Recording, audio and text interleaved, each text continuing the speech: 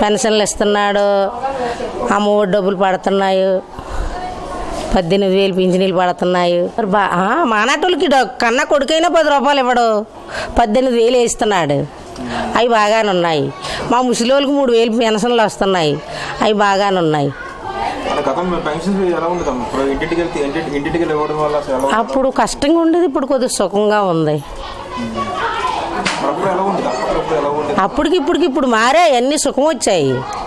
ఒక ration card అయినా, ఒక ఆధార్ కార్డు అయినా, దేనికైనా దగ్గరికి వచ్చి చెప్తున్నారో పని చేస్తున్నారు. ఇంటింటికి వచ్చి ఇస్తున్నారు. ఇప్పుడు నా ఇంటికి 18,000 పడుతున్నాయి, మా ఆయనకి పెన్షన్ వస్తుంది, మా మనవలకి 15,000 పడుతున్నాయి.